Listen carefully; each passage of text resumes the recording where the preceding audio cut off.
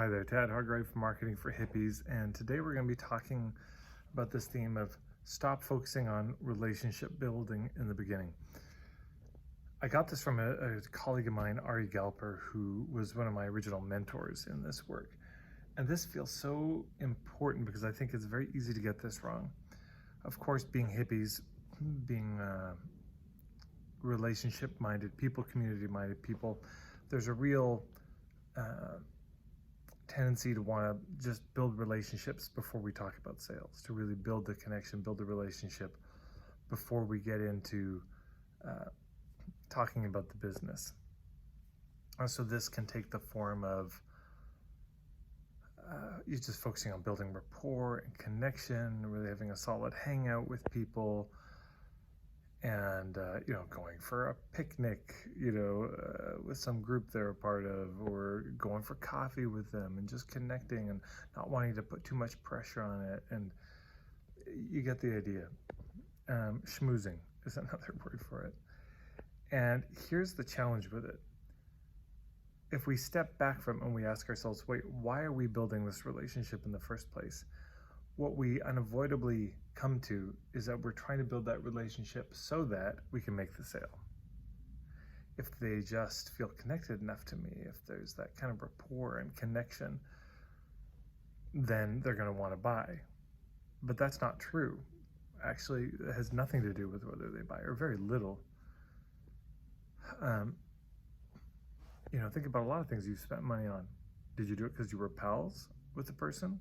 Was the camaraderie that you had the major reason you bought? No, the reason you bought is because if it was a product, it's the kind of product you wanted. And if it was a service, it solved some problem you had or got you some result that you wanted. So here's the piece I got from Ari Galper that just, it was one of those things. As soon as I heard it, I said, well, of course. It's not that relationship building doesn't matter, doesn't have a place. It's that it comes after you build the trust, after you build the credibility. Yeah. Sort of after the deal's done, the relationship starts to get built. So first, the 3 rules of marketing. Yeah. We get their attention, we filter, we lower the risk of them taking the next step. So of course, you can't build any relationship before you have their attention. They have to know that you're there first. Then we got to filter. And filtering has 3 levels to it: relevance, credibility, and value. So relevance, that is the kind of thing they're looking for. Credibility, they trust you. And value, they're willing to pay for it. And the relationship building still doesn't come in. Then there's lowering the risk of them taking the first step. You think, aha, that's where the relationship building and all the schmoozing is. No, it's after all of that. The relationship building happens from a business standpoint, it happens with your existing clients, the ones who've already paid you. That's where you work on building the relationship. Because the other ones, on both sides, neither of you are sure if this is a relationship you want. And let's also be clear, there are plenty of times in our lives, you've had it too, and your clients will certainly have it, where they don't want to be your friend. They just want help. They don't want to go for dinner with you. They don't want to go to your Christmas party. They just want the thing that you offer, and that's it. And that's all it'll ever be. I find with the relationship building, it's helpful to just let things happen organically.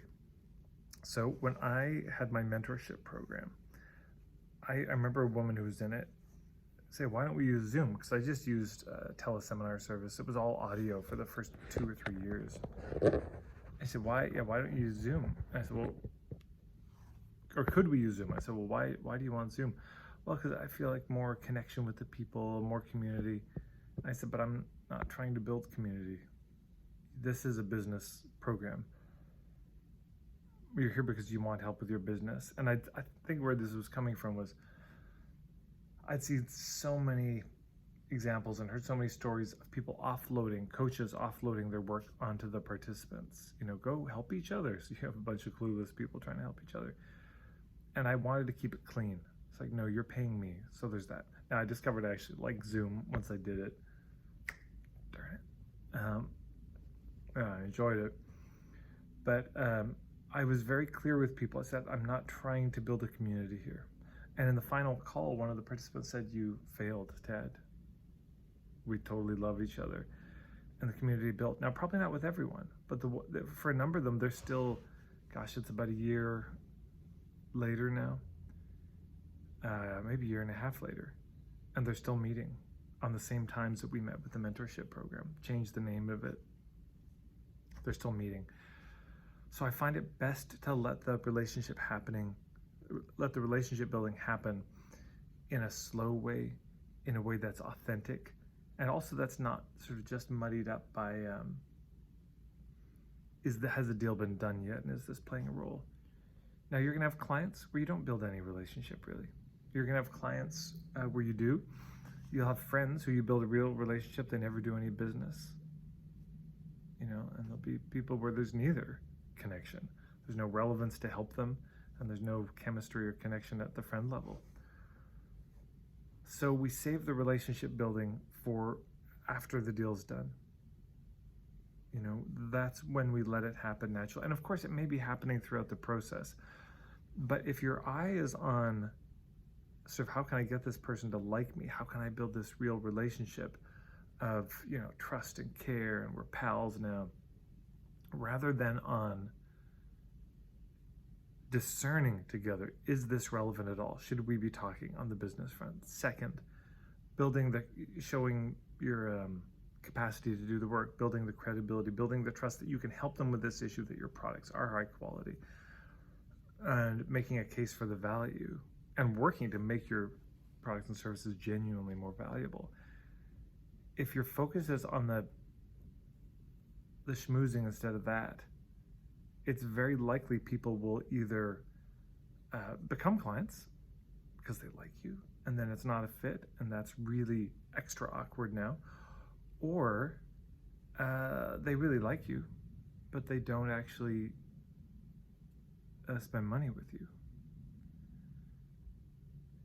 It's not clean. I remember I worked for a nonprofit in California. I was doing some fundraising, and there was a couple, Steve and Stephanie, I think their names were. Anyways, they were Silicon Valley rich, and the guy, Steve, I liked him, and we actually had some really good conversations. We'd meet up sometimes, and I was absolutely also meeting with him for the money. That was just there, And I was certainly at some level hoping that those meetings would turn into him giving more money. And he checked in about it, but I was young and like, oh no, of course not. That's not. I just enjoy talking to you. But that was there. The money was in the mix, and eventually people feel that. And if they don't, well, then you've spent all this time building a relationship with somebody with the hope that they're going to buy, and they never do. So I just think it's good to separate these things and let the relationship build organically if it does. It either will or it won't. But taking the pressure out and separating those conversations, like this is, hey, we're hanging out as friends now, if that's a thing. And this, we're having a focused conversation in the beginning, especially if you're a service provider. But I suppose if you sell products too, that first conversation, you're really just seeing, is this a fit? Can I help you? Am I the best person to help you? Do I know somebody else who could help you better? Let me understand your situation.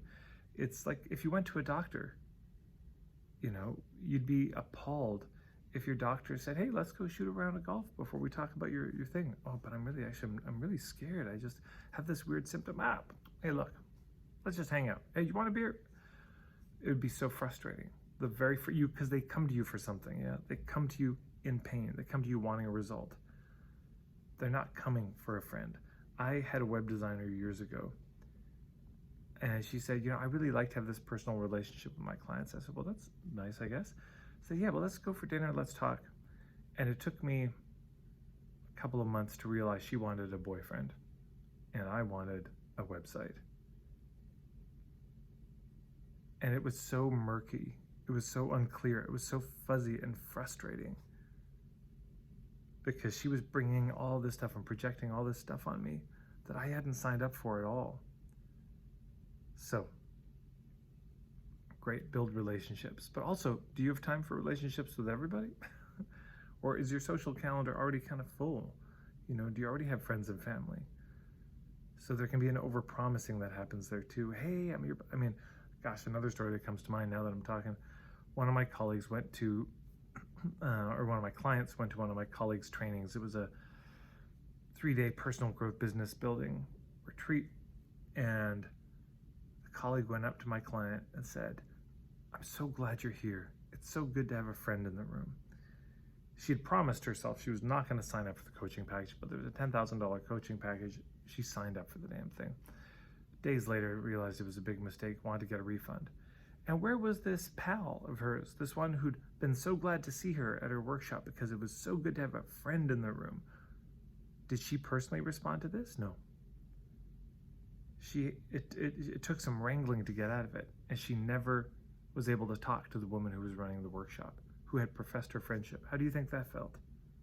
To have the friendship be weaponized for, her marketing efforts. So it's okay not to be friends with everybody. Some relationships will grow, some won't. But I would just say it's a distraction in terms of marketing. It's unethical if the agenda is really that you're trying to get business. Just have a straight conversation. It's okay to just talk about business, to say, look, I think I might be able to help you. I don't know. Are you willing to talk about it? Let's sit down and have a conversation. And what's 100% of your focus on that in that conversation? Understanding them and their situation. Understanding their troubles, what they're wanting, what's stopping them, and really honestly considering whether you can help them or not. Anyways, I've probably beat that one into the ground. Hopefully that's helpful. Check out Ari Galper stuff, unlockthegame.com, brilliant. If you want to check out my work, marketingforhippies.com. Thank you so much to everyone who subscribes to me here on YouTube and who's been sharing the videos. You can also find me at Instagram, just at marketingforhippies. Thanks so much for popping by, everybody.